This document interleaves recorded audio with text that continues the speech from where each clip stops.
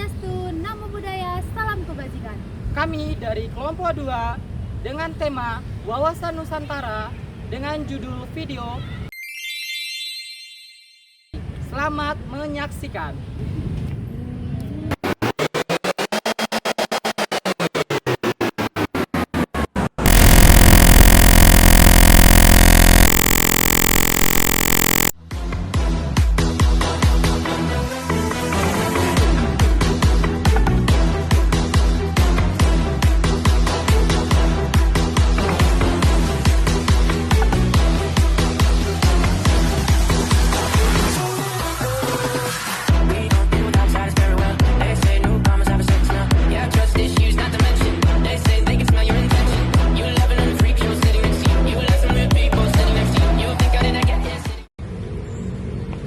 Keberagaman Indonesia. Indonesia terdiri dari lebih 17.000 pulau, ratusan suku, bangsa, dan 6 agama resmi, yaitu Islam, Kristen, Katolik, Hindu, Buddha, dan Konghucu.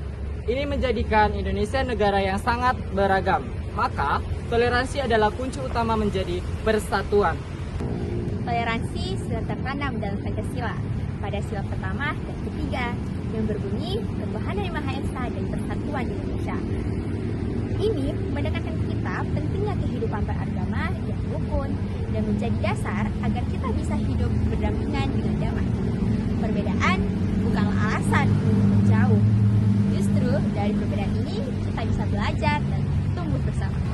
Bentuk toleransi dalam kehidupan sehari-hari. Toleransi bisa terlihat dalam kehidupan sehari-hari, seperti saling menghormati di hari raya, menjaga ucapan, dan tidak memaksakan keyakinan kepada orang lain. Toleransi bisa dimulai dari hal sederhana, seperti menghormati ibadah, menjaga perkataan, dan mendengarkan pendapat orang lain. Namun, tantangan dari berita hoax, ujaran kebencian, dan sikap fanatisme dapat merusak kerukunan. Oleh karena itu, penting bagi kita untuk terus membiasakan sikap toleransi dalam kehidupan sehari-hari. Pentingnya edukasi toleransi. Pendidikan toleransi sejak dini sangat penting lewat keluarga, sekolah, dan media.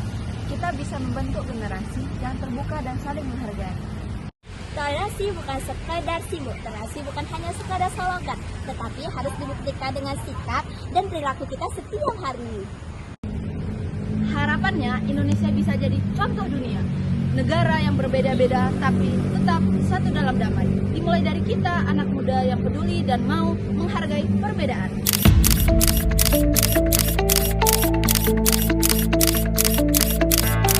Dalam laporan tahunannya, Setara Institut memandang bahwa permasalahan intoleransi terjadi karena tidak adanya regulasi ataupun aturan yang jelas dalam kehidupan bernegara seputar kebebasan beragama.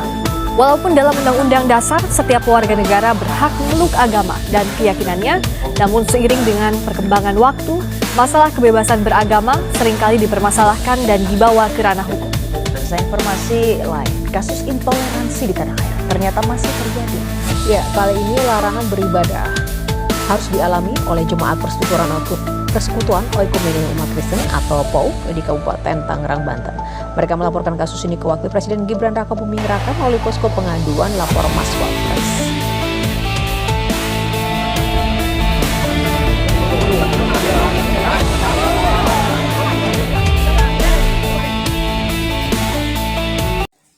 Intoleransi dalam beragama di Indonesia. Pengertian intoleransi beragama. Yang pertama, intoleransi beragama adalah sikap tidak menghormati atau tidak menerima perbedaan keyakinan atau agama orang lain. Yang kedua, dapat berupa diskriminasi, pelarangan ibadah, ujaran kebencian, hingga kekerasan. Yang ketiga, bertentangan dengan semangat Bhinneka Tunggal Ika. Landasan konstitusional kebebasan beragama. Pasal 29 ayat 1 Undang-Undang Dasar 1945. Negara berdasarkan atas ketuhanan yang Maha Esa. Pasal 29 ayat 2 Undang-Undang Dasar 1945. Negara menjamin kemerdekaan tiap-tiap penduduk untuk memeluk agamanya masing-masing dan untuk beribadah menurut agamanya dan kepercayaannya itu. Penjelasannya, negara harus melindungi semua agama, tidak boleh ada paksaan atau larangan dalam menjalankan ibadah lain keyakinan. Bentuk-bentuk intoleransi beragama. Yang pertama, pelarangan pembangunan rumah ibadah. Yang kedua, persekusi terhadap minoritas agama. Yang ketiga, penolakan terhadap perayaan hari besar agama tertentu. Dan yang keempat, ujaran kebencian berbasis agama di media sosial. Contoh kasus, penolakan pendirian gereja di beberapa daerah, pengusiran jamaah Ahmadiyah dan Syiah. Hukum lain yang relevan. Pasal 28E ayat 1 Undang-Undang Dasar 1945. Setiap orang bebas memeluk agama dan beribadah menurut agamanya. Pasal 28I ayat 1.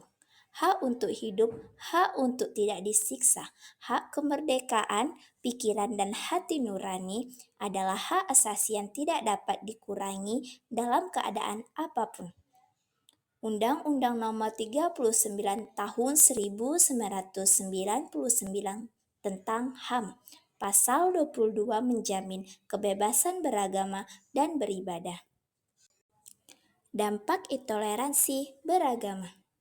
Memecah belah persatuan bangsa, meningkatkan konflik horizontal, menurunnya rasa aman di masyarakat, merusak citra Indonesia sebagai negara demokratis dan pluralis. Peran negara dan masyarakat.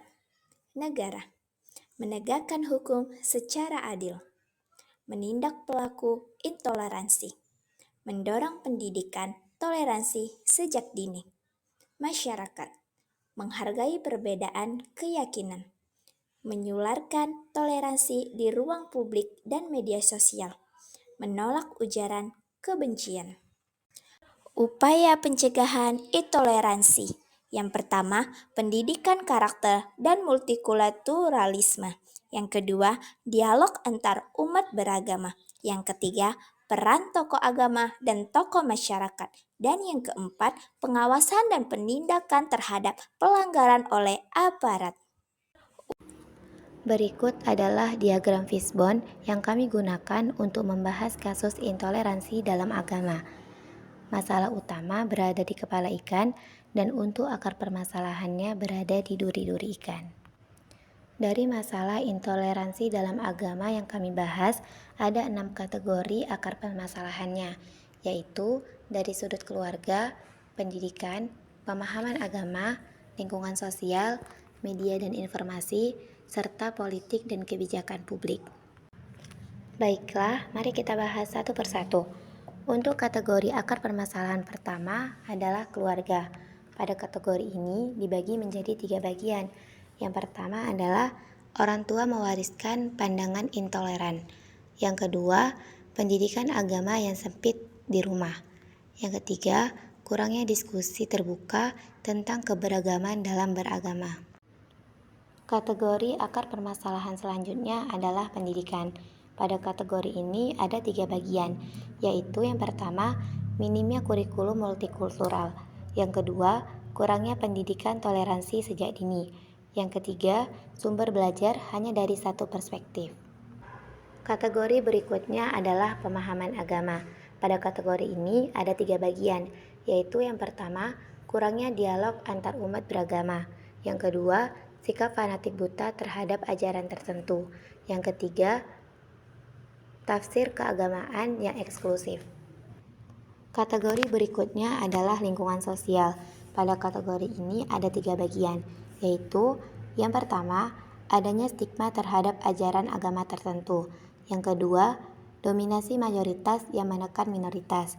Yang ketiga, pembiasaan sikap eksklusif dalam komunitas. Kategori berikutnya adalah media dan informasi. Pada kategori ini ada 3 bagian, yaitu yang pertama, penyebaran ujaran kebencian di media sosial.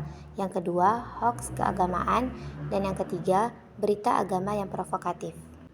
Kategori terakhir dalam akar permasalahan intoleransi dalam agama yaitu politik dan kebijakan publik. Pada kategori ini ada 3 bagian, yaitu yang pertama, politisasi agama dalam berkampanye. Yang kedua, kurangnya perlindungan hukum terhadap minoritas. Yang ketiga, kebijakan diskriminatif berbasis agama.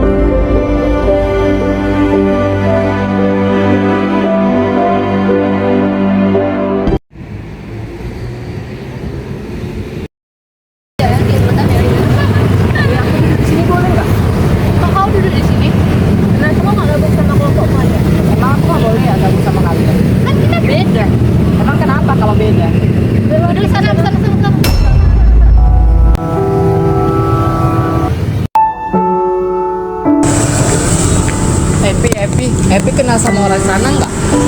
Oh, kenal. Emang kenapa? Aku soalnya kemarin mau gabung sama orang itu nggak ngasih. Oh, sama. Aku juga digituin. Mungkin orang itu berpendapat bahwasanya kita berbeda dari mereka.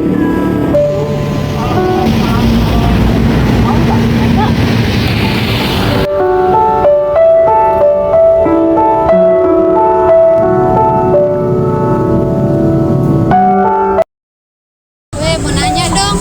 Kenapa? Kenapa sih setiap kali mau gabung sama kalian nggak ngebolehin? Ya kan kita beda. Loh, emang kenapa kalau beda? Ya kalau beda kami aja, kalian aja. Kita kan beda. Udah, nggak boleh kayak masyarakat gitu. Indonesia harus saling menghargai dan mencerminkan nilai-nilai Pancasila. Salah satunya sila pertama dan sila ketiga yang bunyinya ketuhanan yang Maha Esa dan persatuan Indonesia. Gimana kalian baikan aja? Lagi pula kan kita punya semboyan Bhinneka Tunggal Ika yang artinya berbeda-beda tetapi tetap satu jua. Minta maaf ya we, kami baru sadar meskipun kita berbeda-beda bukan berarti kami saling mengasingkan. Iya, kami juga minta maaf ya. Juga minta maaf ya. Maaf ya we.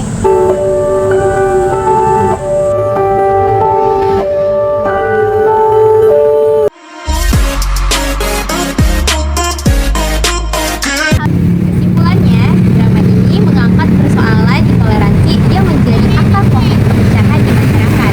Konflik yang muncul diakibatkan adanya perbedaan agama ataupun keyakinan, dan akhirnya dapat diselesaikan melalui komunikasi, pengertian, dan sikap saling menghormati. Hal ini sejalan dengan ketentuan pasal 28E ayat 1 Undang-Undang Dasar 1945 yang menjamin setiap orang hak untuk memeluk agama dan kepercayaannya serta menjalankan ibadah sesuai agamanya.